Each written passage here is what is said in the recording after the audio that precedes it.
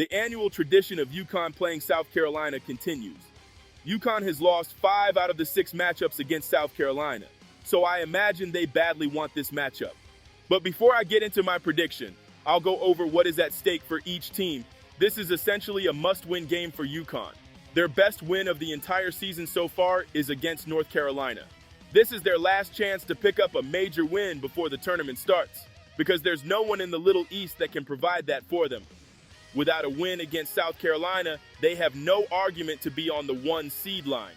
It's not as dire for South Carolina to win this game, but it wouldn't be ideal to take a loss either. If they lose against UConn, the SEC tournament becomes a must-win, because if they lose the SEC tournament, we can assume Texas or LSU won instead. In that case, they would have the SEC title and a better overall record than South Carolina, so they would get put on the 1 seed line over SC. The seeding reveal comes out this Sunday, so I'll revisit this topic once that comes out and when the Sunday games are over. But as far as the UConn and South Carolina game goes, it's very hard for me to see UConn winning this game. UConn has only had 2 tough road games, which were against Notre Dame and Tennessee. They lost both of those games. You combine that with the fact the Colonial Life Arena is by far the hardest building to win in, this is going to be way too much for UConn to overcome. Last year, we saw a UConn team get dismantled by a South Carolina team who didn't even have their best player, which is pretty wild when you think about it. I think this game will be just as bad for UConn. I hate to sound like a broken record, but the same issue continues to arise. The non-Sarah and Paige Beckers players have to step up. Against the Big East and the lower-level Power 4 teams, they have been lighting it up. But in the biggest games, they fade into the background. AZ Fudd is coming off a career-high performance where she had 34 points. If she doesn't perform against South Carolina, that's a bad look, especially from a WNBA scouting perspective. Gino has barely trusted his freshman class outside of Sarah Strong. Caitlin Chen's impact for UConn has been very small, especially compared to Nika Mule last year. KK Arnold actually plays decent against the top teams, but it's not enough.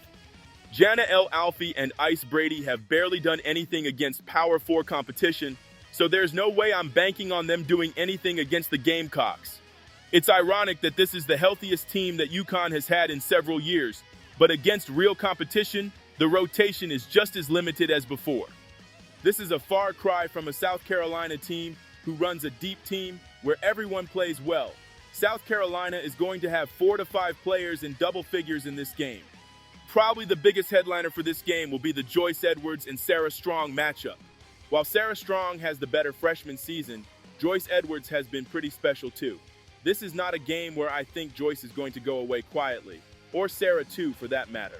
I expect both of them to have great games, as I don't think either team has a player or scheme equipped to deal with them.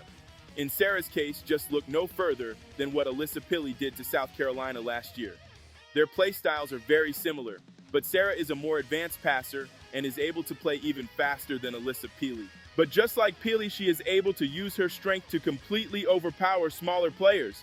And against bigger players, she can take them off the dribble or shoot in their face. And in Joyce's case, there's no one in the UConn front court that can handle her.